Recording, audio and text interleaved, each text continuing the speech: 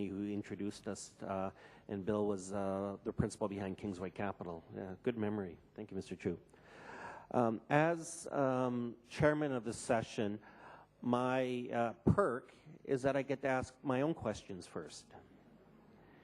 And I wanted to ask first with Mr. Chu. I was doing a bit of research and I found an article in 2008, 2 years ago, that said that you favored the construction and the healthcare sectors for investment. But you didn't explain why in the article. Could you share with us your reasoning behind favoring the construction and the healthcare sectors? Thank you, Barry. By construction, we mean new construction materials, new construction methodology to rise to the challenge of the rapidly developing infrastructure in China. Because as all of us know now, most of the stimulus package of China after the last financial crisis was in infrastructure. And with China's 1.3 billion population, 850 million is still living in rural area. So I think in terms of infrastructure construction and also middle-class housing, China will be busy for at least another 30 years. So construction as a potential industry is, in my view, is quite hot, particularly for the domestic consumption. Healthcare, of course, you know, with the rising middle class, with people's income rising, people are looking for a more discriminating, a more quality-based healthcare system. And now, with the development of private healthcare in the coastal region, again, we are a strong believer that that is also going to be one of the favorite hot areas in China. But since 2008, Barry, things have also moved on. Mm-hmm. And there are other sectors which we also like, and if we have time, we can talk about it later. Well, why don't you give us one sector right now? Well, one sector which we are quite keen is to tap into new technology and services that cater for people to buy or shop online or TV or on TV, right? Now, because, as I mentioned, 850 million plus still live in the rural area. So, you know, unlike in Hong Kong, we go down, you know, to the street and we can buy things, particularly for premium and luxury items. You know, just go to Central or Landmark, you can do it. But in China, you can't do that. Not everybody lives in Shanghai and Beijing. But people have wealth now. So TV shopping and internet shopping goes far beyond basic products. It goes into premium products. But it's very well to be able to shop on TV or internet. How do you pay? How do you deliver? How do you fulfill the logistics? Now, these are the areas that we like to buy into. That's interesting. I mean, you just referred to the sizable middle class in China. And I know I recall you've said in the past that this sizable middle class in China will require more financial services. I mean, can you be more specific on what type of financial products or services will be in demand by these Chinese middle class that you and your companies can provide? Sure. I mean, right now, the only products available en masse in China is really the Asia market and the little bit of treasury and corporate bond markets. And wealth management is a big thing, you know, from the rising middle class, but also, you know, mobile banking services, because again, not every village has a ATM or bank branch. People can buy mutual funds, but the difficulty in China is, in the Chinese banking system, they're close to 5 billion equivalent of US dollar in liquidity. And yet the free float on the Asia market is only a fraction of that. So that's why the Asia market today is very fully priced and is posing a potential high risk factor to Chinese investors. So sooner or later, China would have to allow, albeit gradually, is not only is institution, but high net worth individuals, and these are the rising middle class, to invest regionally and globally. Now, Hong Kong being part of China in sovereignty, but a separate economic and customer territory, wherever there are innovation, like H-shares, Chinese company going abroad, or now the RMB bonds and products, we are always lucky to be the place where pilot tests are happening. So I would see that fund management industry will be able to create products that can be sold to Chinese middle classes in time to come. So that's another macro competitive factor in favor of Hong Kong.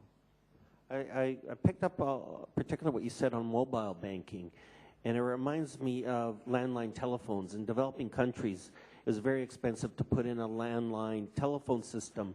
Many residents never did get one, but when mobile telephones came in, it was much more efficient to put in a mobile phone, cell phone network, and so people skipped right over never having a landline to then having a mobile telephone. Do you see the same thing with mobile banking that you referred to? Will people skip over never using a bricks and mortar bank and go straight into mobile banking? It is developing that way. And again, we are following the trend too. We have invested in the leading mobile banking technology company in Britain called Monetize last year. And we are bringing them into this region, including China. Particularly in the rural area, it makes sense because not everybody has a bank account or access to a branch or ATM, but everybody has a mobile phone. You know, there are 800 million mobile subscribers today, and every day there's 68,000 new subscribers. So that growth is spectacular. Interesting. Now, Ms. Ho, I had a chairman's question for you, but I've also had it come in twice in written form to you, so I pledge no uniqueness of this one. But it's regarding the Macau-Zhuhai-Hong Kong bridge that I think is going to be opening around 2016. Does that sound right? That sounds right. Can you share your views on how this is going to affect your turbojet business? And the obvious impact is that less people will be taking jet foils to Macau and driving themselves to Macau and Zhuhai. So can you please comment on the potential impact? Absolutely. Well, definitely, one need to acknowledge that there will definitely be impact on, the way we operate the current business. The business model will certainly have to change. In fact, we have anticipated that. This is not just a question for us today. When we, in fact, proposed to the international airport, Hong Kong, some 5 years ago to establish the sea to air transit arrangement, that was a study we started executing with the understanding that the super bridge was already being underplanned. It was, in fact, meant to review, to see for ourselves how we could not only try to defend our own position, but to capitalize on, maybe the expanded potentials. Now the infrastructure between these regions are, going to be further improved. So we anticipated that there has to be the expansion of these infrastructure networks, which is not only just, in fact, one bridge. One needs to remember that the bridge really links between, the two basically segregated regions from the eastern border and the western border of the Guangdong province. What's more important is the bridge is the centerpiece that will ultimately complete the whole loop, whereby the rail networks, the light rail networks, between Macau and Zhuhai are all finally going to be also completed by that time, which will give us what now, in fact, in the reform paper, what they are now being called in Chinese is the 1小時優質生活圈. In the translation, it means 1 hour high efficiency and quality urban metropolis. Within this 1 hour urban metropolis, we are talking about a catchment of over 50 million in population base. We're talking about reaching into basically the most prolific manufacturing, kind of center of the whole of China, which accounts for something like 1/3 of all of China's export. And with that improvement in human as well as in cargo movements, what we can see is there would be definitely, the next wave of growth in terms of enhancing, especially passenger, people, body transfers between these places. So first of all, the macro, situation would be the absolute amount of volume will grow. So even though the ferries might be affected, but we will still contribute to a smaller proportion, but of a much bigger kind of dimension. Right now, we account for 40% still of all, incoming and outgoing visitors transfer into Macau, which is around 10 million a year.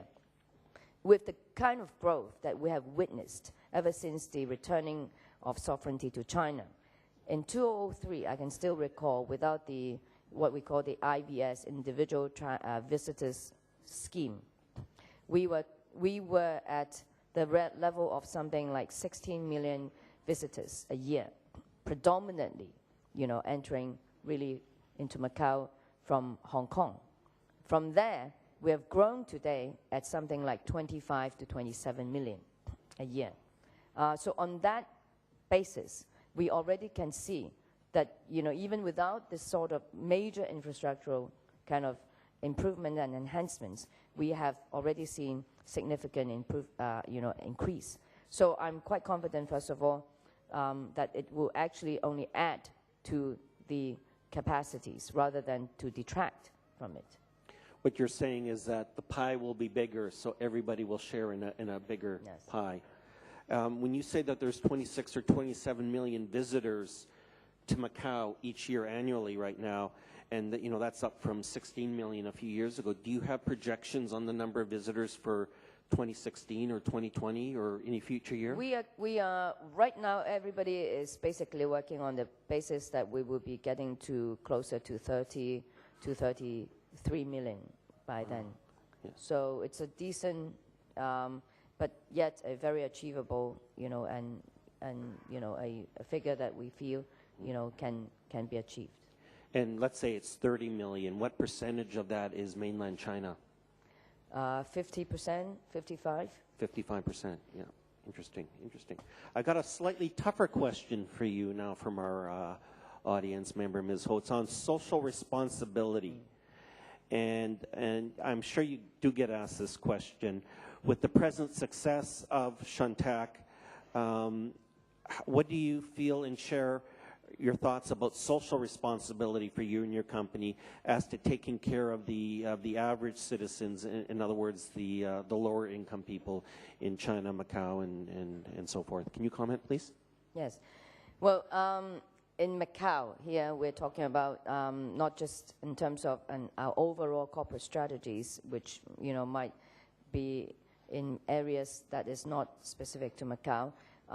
We, of course, are one of the major employers, and we are a cross-industry sector conglomerate, unlike in the case of some, major gaming investors, which predominantly really, has their focus in developing and building gaming facilities. In our case, we are, providing, first of all, again, cross-sector work opportunities, and therefore we like to believe that we are much more in tune and in touch with, the local kind of population needs. Because we provide job offerings in a full spectrum. We have, even beyond just the real estate companies and so on, we actually provide services in, for instance, cleaning, logistics, security services, and so on, that support not only our own businesses, but also, other areas of businesses. So in that respect, we are very much,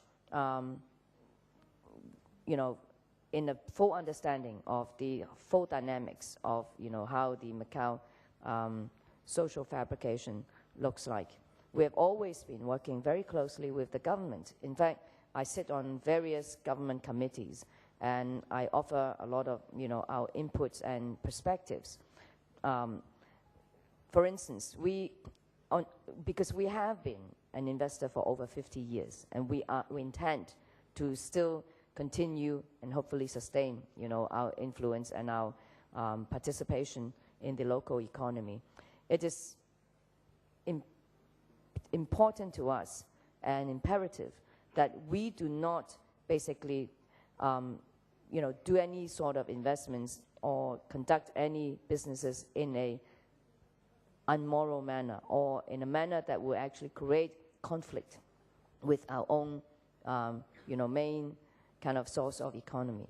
We, in fact, for instance, from our ferries operation, we are the first one that puts in voluntarily our own clean fuel kind of mechanism.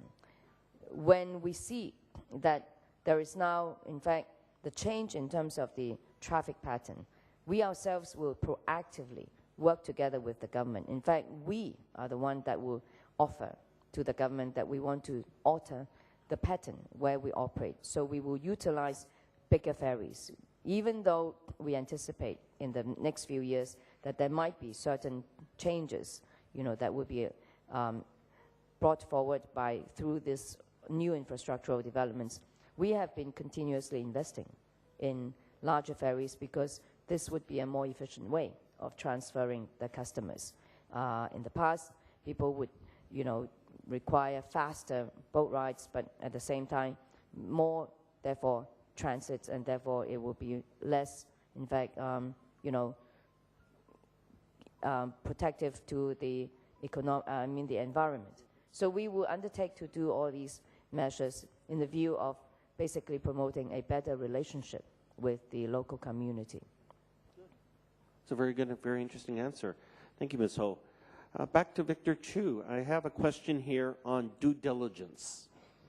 And you've expressed a business philosophy or comfort level in being a minority shareholder. And therefore, due diligence must play a very important role when you're looking at a target company to make a minority share investment. Now, this question is, how would you advise a smaller private business that wants to do acquisitions?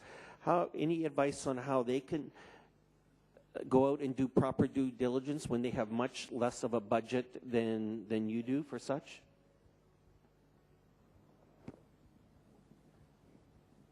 This is a very good question, Barry. I think from a very macro level, the due diligence vigor for Chinese investments is no different from anywhere else in the world. The difficulty is that, particularly in the early days of China's reform, you don't know how much trust one would place on financial statements, even when they are audited. And so one would need to do as much as you can reasonably afford, and you have to also adopt the Chinese accounting standard to your own GAAP, so that we were comparing Apple with Apple.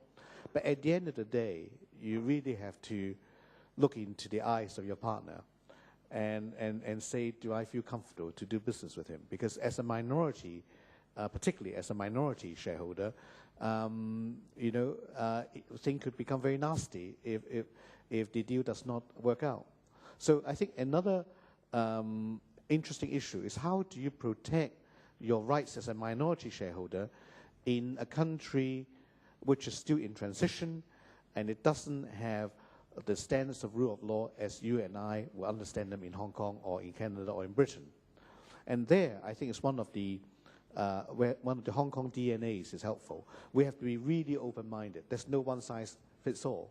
When you go into new emerging markets, we have to say that, look, things are different here, and we cannot rely on the legal remedy or the legal process as the only or the most reliable process. In an emerging market, China is not alone. If you go to other emerging markets, I think the issues are still the same. You have to use your political relationship, your personal relationship, your commercial relationship. You have to build your own cocktail of channels to protect your minority interests. But what we have learned in the last 25 years is the most important protection as a minority shareholder is the degree that you are actually able or perceived to be able to add value to your partner. If you can add value to a partner, you're safe. That's why we have to continue to be on the cutting edge, going to open offices in other markets, get into other value-added services to help our Chinese partners and their local government to succeed in China or outside. So the more they succeed, the more protected we are as a minority shareholder.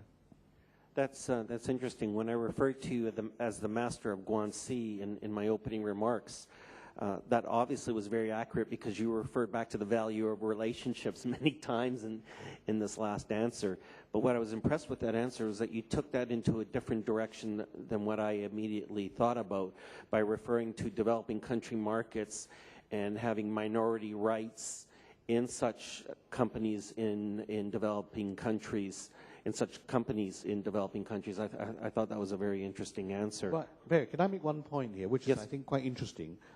When we first go into China 25, 30 years ago, if you have a very good Guanxi, that's probably all you need to do business.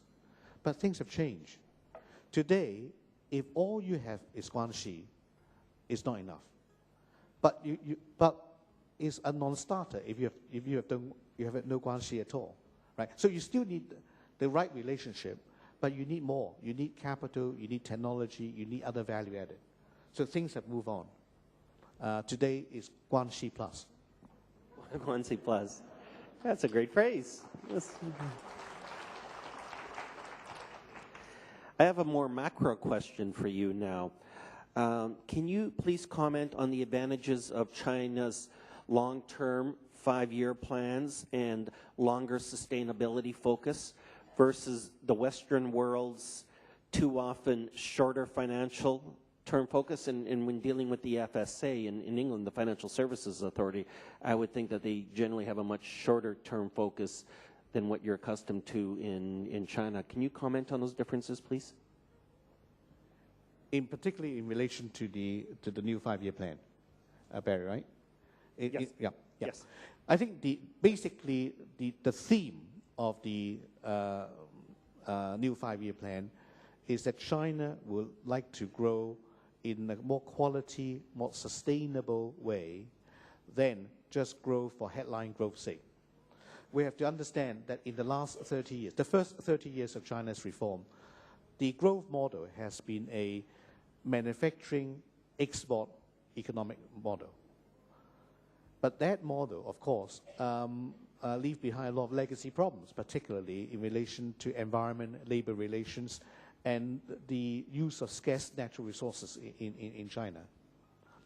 So going forward, China wants to make sure that it goes into more value-added, up the value chain in terms of production. Yes, export is important, but we have to choose the kind of export that in this phase of China's development is more suitable. So not just purely for export, probably high-end export, but also for the growing local middle-class consumers. But also sustainability is really the name of the game. I think the Chinese leadership will be quite comfortable with not having a 10% growth year on year for 30 years, but rather a more sustainable growth of, say, 7.5% to 8.5% going forward. So energy efficiency, environmentally friendly projects are top of the priority, and also infrastructure development, linking the rural area to suburban, suburban to urban. So all this is really the stem of the new 5-year plan. Good. Good. Thank you, Mr. Chu. I'm going to switch back to Pansy Ho now and SEPA, CEPA, which is the fancy word for the China-Hong Kong Free Trade Agreement. You did mention it briefly in your comments. Can you be more specific on SEPA and why it's important to your company, Shantak? Well, a lot of people who are involved in the manufacturing and also some other trade sectors probably are more in tune with the SEPA concepts because it really underlines, a host of the various industries that right now one could actually cooperate with a Hong Kong or Macau local enterprise and work together in securing the ability to enter the China. Otherwise, it would be a restricted, field. In our case, it would be probably in terms of the tourism sector. China still today is quite restrictive in terms of offering opportunities for granting licenses to operate, directly in China in many areas. For instance, in terms of operating travel agencies, in terms of securing licenses to operate the MICE kind of activities. And in those capacities, we actually have done quite well. We were actually one of the only non-state-owned enterprise of China that today has a nationwide license that can operate outbound and inbound travel arrangements. Right now, in fact, we haven't actually quite built up, to a nationwide kind of presence. In fact, we are still considering and very keen to look for a partner that will enable us to really be able to offer that service on a, full nationwide basis. But at least that gives us the opportunity. And we are currently already operating out of Shanghai, Beijing, and Shenzhen, to speak of the few. And then we are, of course, also beginning to build up our MICE presence with our experience and also having already a base in Macau. We are trying to offer, MICE facilities and also facilities management and facility services, as well as our own expertise in organizing events into and outside of China. So these are some examples of how SEPA, can be a great, really resource, especially for enterprises wanting to establish partnerships with Hong Kong and Macau-based entities. Now, in lines with that, I've got the last question here that I'm going to ask, and it ties into what you were just saying, Ms. Ho, but it's regarding Shuntak's expansion into inland transportation within China, in other words, beyond Zhuhai and Guangdong for that matter. Does Shuntak have aggressive plans in that capacity?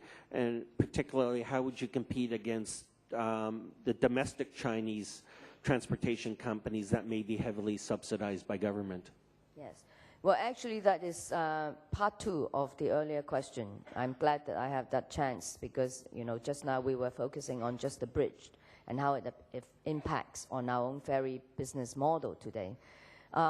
First, a clarification, because there was also an answer, and I didn't offer that, but there is not going to be a rail provided on that Hong Kong-Macau-Zhuhai bridge. So in that respect, also, why we were more confident that our passenger transit will not be, overtly affected, because I think from a point-to-point standpoint, and I'm not going to, go down in very great detail, but from a, heart of town to a heart of town kind of point-to-point transfer distance-wise, I think we still offer advantage. It is really more in terms of the cargo transport area that the bridge is going to actually, create a much bigger difference. And also in terms of getting the international transit from the Hong Kong Chalapko Airport into Macau and other parts of Western Guangdong, that will also make a major difference. Whereby the direct transfer between Hong Kong and Macau will probably actually not be all that much affected. But beyond that, of course, in view of also, in preparation for all these new infrastructure enhancements, we already talked about a little bit, we, of course, have been very proactively seeking, other opportunities to deploy some of our excess capacity on our fleet. Right now, we are in talks with a few other provinces, which are obviously also now under very quick economic development and will probably want to seek, for themselves the expansion into other forms of transportation. So our fleet is offering a much more consistent and also efficient kind of operating model as compared to some of the domestic ones. So right now we are in talks, for instance, with Shandong province, which is a very natural kind of geographic area that will require the sort of services we can offer. In fact, today we already are exporting this particular resources. We have sold and also we are managing, in fact, on behalf of the operator, a small fleet of jet foils operating between Korea and Japan, Fukuoka and Busan right now. So we believe and we can see in future there will be more of these opportunities, not just in China, but even in other parts of Asia. We look very keenly to the future development of more direct straight transfer between Taiwan and the mainland. And clearly now Japan and Korea are rebuilding their economies, especially greatly in the tourism sector, whether it's for domestic or ultimately for international markets. So those are areas that we continue to pursue opportunities there. I'm glad we asked that question. That was a more specific answer than I expected, and therefore very interesting, Shandong being particularly mentioned. We're closing down now. We've run out of time. I've had some further questions, and I'm sorry if I did not get to yours. We had a few from Ms. Ho that related around environmental protection and government rules and so forth. And because you touched on that in an earlier question, I decided not to ask those.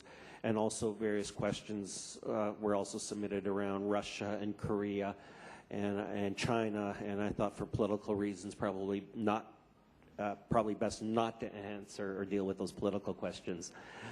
So we're concluding now. I'm pleased to say another year, another excellent star leaders who are at the top of their game. Please join me in a warm thank you.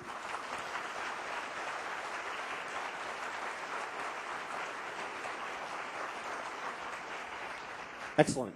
Thank you, Ms. Ho, Mr. G, and Mr.